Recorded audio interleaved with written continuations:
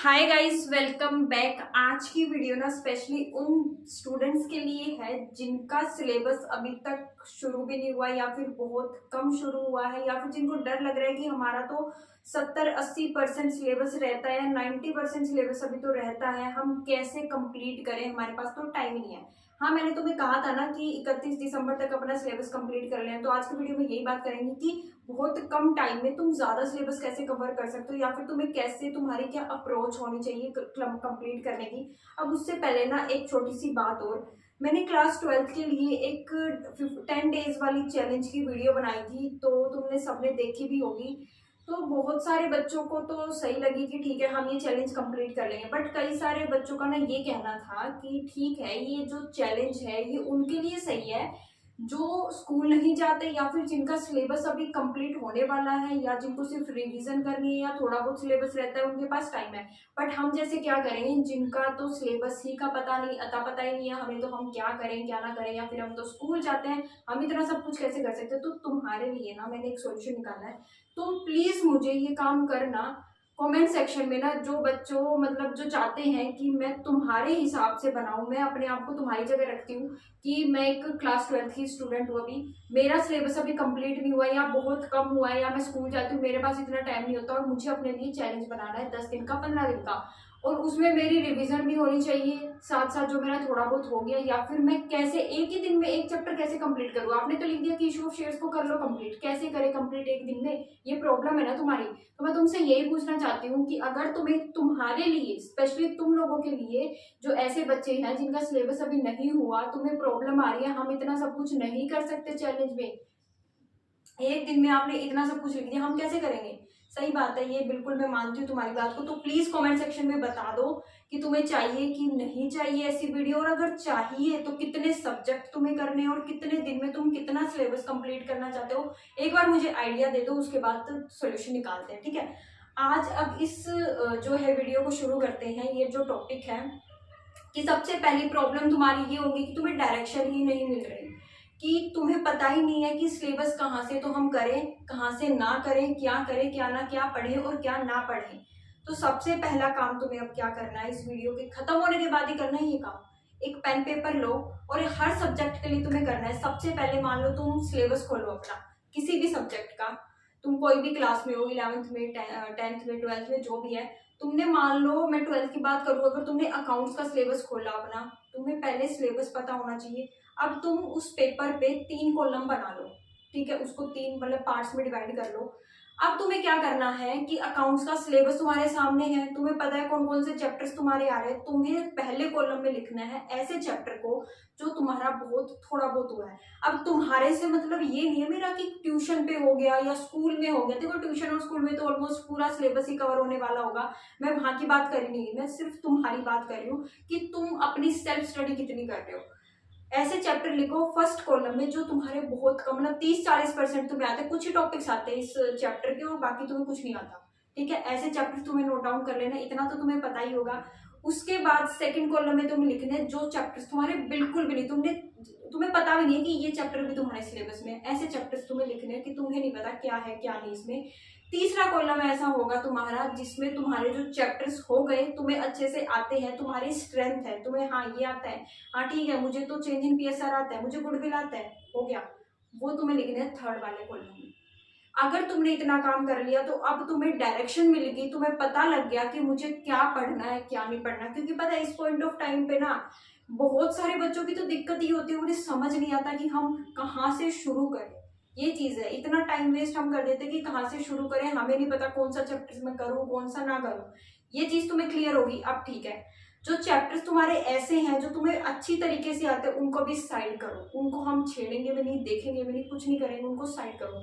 अब मेन बात करते हैं इन 2 कॉलम्स की, या तो तुम्हें 30-40% आता है, 20% आता है इस चैप्टर का, या फिर तुम्हें बिल्कुल भी नहीं आता, तुम्हें नहीं पता ये चैप्टर भी सिलेबस में है, ये चैप्टर अकाउंट्स में आता है, मुझे नहीं पता, ठीक है। अब ये स्टेप हो गया। सेकंड स्टेप तुम्हारा क्या रहेगा, तुम डिटेल वीडियोस तो देख नहीं सकते इन चैप्टर्स की। सबसे पहले तुम कौन सा चैप्टर उठाओगे, वो जो तुम्हें 30-40% आता है या 20% आता है, या फिर तुम्हें उसका थोड़ा बहुत आइडिया है कि ठीक है इस चैप्टर में इतना है, तुम्हें थोड़ा बहुत आइडिया है, 10% है, 5% है, 20%, मतलब जीरो तो नहीं है ना, तुम्हें कुछ तो पता है, तुम पहले उनको उठाओ, ठीक है, उनको उठाओ। अब तुम्हें करना क्या है, वन शॉट वीडियोस देखनी है। देखो ऑब्वियस सी बात है, अब इस पॉइंट ऑफ टाइम पे तुम्हारे पास इतना तो टाइम नहीं है कि तुम डिटेल वीडियोस देखने लग जाओ। हर सब्जेक्ट की बात कर रही हूँ मैं, सिर्फ अकाउंट्स की बात नहीं कर रही, चाहे वो तुम्हारा बिजनेस स्टडीज हो, तुम्हारा इकोनॉमिक्स हो, इंग्लिश हो, मैथ्स हो, या कुछ भी हो। तुम डिटेल वीडियोस तो बिल्कुल भी नहीं देख सकते। तो भाई सिंपल सा मतलब एक सोल्यूशन है, तुम वन शॉट वीडियो देखो। तुम पराग सर की वीडियो से पढ़ रहे हो तो मतलब इतनी सारी वन शॉट वीडियोस तुम्हें मिल जाएंगी और बहुत अच्छे से कवर कराया हुआ है सब कुछ। तो तुम आराम से वहां से कॉन्सेप्ट्स क्लियर कर सकते हो और साथ साथ अपने शॉर्ट नोट्स बना सकते हो। ठीक है, सेकंड स्टेप तुम्हारा ये रहेगा, तुम्हें वन शॉट देखनी है हर चैप्टर की। इंग्लिश की भी तुम्हें वन शॉट देखनी पड़ेगी अगर तुम्हारे पास इतना टाइम नहीं। तो वैसे इंग्लिश का सिलेबस तुम्हारा इतना ज्यादा हैवी नहीं, तुम कर लोगे, बट ठीक है वन शॉट देख लेना, कोई दिक्कत नहीं है।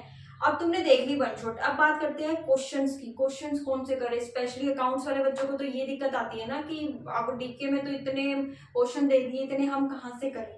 तो तुम्हें मैं एक बात बता देती हूँ कि तुम क्या करो, सबसे पहले अपने प्रीवियस ईयर क्वेश्चन सोल्व कर लो या एनसीईआरटी। तुम्हारा मेन फोकस पता है किस पे रहना चाहिए, स्पेशली बिजनेस स्टडीज, इकोनॉमिक्स, तुम्हारे इंग्लिश जैसे सब्जेक्ट में तुम एनसीईआरटी क्वेश्चंस को उठाओ और उनको करो। इंग्लिश का तुमने चैप्टर पढ़ लिया, देखो वन शॉट देख ली, उसके बाद खुद से रीडिंग ले ली चैप्टर की, उसके बाद एनसीईआरटी के क्वेश्चंस तुम करो और फिर प्रीवियस ईयर क्वेश्चंस करो। और अगर और भी टाइम बचता है या करने हैं तो तुम सीबीएसई के क्वेश्चन बैंक के क्वेश्चन कर सकते हो। मतलब ये रिसोर्स रहना चाहिए तुम्हारा। अब अगर अकाउंट्स की बात करते हैं, अकाउंट्स वाले क्या कर सकते हैं, तो अगर तुम देखो पराग सर की बहुत डिटेल वीडियोस है, अगर तुम यहाँ से पढ़ रहे हो तो बहुत सारी डिटेल वीडियोस तुम्हें मिलेंगी अच्छे से। तो तुम क्या करो, उन क्वेश्चंस को प्रैक्टिस करो जो सर अपने वीडियोस में कराते हैं। कॉन्सेप्ट वालों को हटा दो, स्किप कर दो, ठीक है। जहां से क्वेश्चन शुरू हो रहे हैं ना वहां से देखो, और जो क्वेश्चन सर सोल्व करवा रहे सिर्फ वो कर लो, तुम्हारे चैप्टर कंप्लीट हो जाएगा। तुम्हारे इतने क्वेश्चंस हो जाएंगे, सर जो करवाएंगे वो इंपॉर्टेंट ही होंगे ना, तो वो कर लो, सिर्फ इतना कर सकते हो। और अगर एक और चीज कर सकते हो, जो तुम्हारी डीके है या टीएस है उसमें कुछ ऐसे क्वेश्चंस होते हैं ना जिसमें पूरा चैप्टर कवर है, मतलब वो बड़े वाले क्वेश्चंस, फुल जो लेंथ वाले क्वेश्चंस होते हैं जिसमें हर चैप्टर का हर टॉपिक मतलब हर कॉन्सेप्ट कवर है, ऐसे क्वेश्चंस को तुम प्रैक्टिस कर लो। क्योंकि सीधी सी बात है, अभी इतना टाइम नहीं है कि हम हर क्वेश्चन को प्रैक्टिस करने बैठ जाए, हर एक चीज को देखने लग जाए, ये तो पॉसिबल है नहीं। तो तुम ये चीज कर सकते हो और प्रीवियस ईयर में तुम्हारा मेन फोकस रहना चाहिए। ठीक है, ये 3 स्टेप तुम्हें करने हैं। सबसे पहले अपना सिलेबस नोट डाउन करो, तुम देखो क्या है, किस मतलब कौन कहाँ स्टैंड करते हो, तुम्हें ये तो पता होना चाहिए ना, तुम्हें डायरेक्शन मिल जाएगी। उसके बाद तुम वन शॉट देखोगे, उसके बाद तुम ऐसे क्वेश्चंस की या तो वीडियो में जो सर करा रहे हैं उन क्वेश्चंस को, या फिर तुम्हारे प्रीवियस ईयर या एनसीईआरटी के क्वेश्चन जो मैंने बताए हैं वो तुम करोगे। ये चीज, ये स्टेप तुम्हारा रहना चाहिए। तुम ऐसे जल्दी से अपना सिलेबस कवर कर सकते हो। तुम कहते हो ना कि ठीक है एक दिन में एक चैप्टर कैसे कंप्लीट होगा, ऐसे हो जाएगा। तुम्हें वन शॉट देखनी है, तुम्हें कॉन्सेप्ट्स क्लियर हो जाएंगे और उसके बाद तुम्हें 10-15 क्वेश्चंस की तो प्रैक्टिस करनी है। ये तो तुम भाई आराम से कर ही सकते हो। वन शॉट मान लो तुम्हारी आधे घंटे की है, 45 मिनट की, 40 मिनट की, जितनी की भी है, देख लो। उसके बाद 1 घंटा क्वेश्चंस पे लगा लो, 2 घंटे दिन के अकाउंट्स तो आराम से पढ़ ही सकते हो ना, इतने तो तुम टाइम निकाल ही सकते हो। और एक दिन में 2 सब्जेक्ट भी पढ़ रहे हो तो तुम्हारा सिलेबस आराम से कवर हो जाएगा। तभी मैं कह रही हूँ अगर तुम्हें चैलेंज चाहिए तो प्लीज मुझे कमेंट्स में बता दो, एक आइडिया दे दो कि किस तरह से तुम्हें चाहिए, कहाँ मतलब तुम स्टैंड कर रहे हो, थोड़ा बहुत मुझे बता दो, मैं तुम्हारे लिए वीडियो ले आऊंगी। और कोई भी डाउट हो ना प्लीज कमेंट सेक्शन में बता देना। एक और बात मैं तुम्हें बताना भूल गई, तुम्हें पढ़ाई ना ऐसे मतलब माहौल में करनी है जहाँ तुम्हें शांति मिले। मतलब या तो तुम बिल्कुल सुबह जल्दी उठ के करो, इस टाइम पे तुम्हारा टाइम बहुत जरूरी है, क्योंकि तुम्हारा दिमाग बहुत शांत होना जरूरी है। अभी तुम डिमोटिवेट हो रहे हो कि मेरा तो कुछ होगा नहीं, मतलब बोर्ड्स आने वाले हैं, मैंने तो अभी कुछ भी नहीं करा, डिमोटिवेट होने की जरूरत नहीं है। तुम या तो लेट नाइट पढ़ाई करो जब सब लोग सो जाते हैं ना, बिल्कुल एकदम शांति होती है, या फिर सुबह सुबह उठ के पढ़ाई करो जब सब लोग सोए होते हैं, एकदम शांति होती है। सबसे डिफिकल्ट चैप्टर उठाओ, उसको पढ़ना शुरू कर दो। अब कोई भी डाउट है तो कमेंट्स में बता देना। नेक्स्ट वीडियो किस टॉपिक पे चाहिए ये भी बता देना।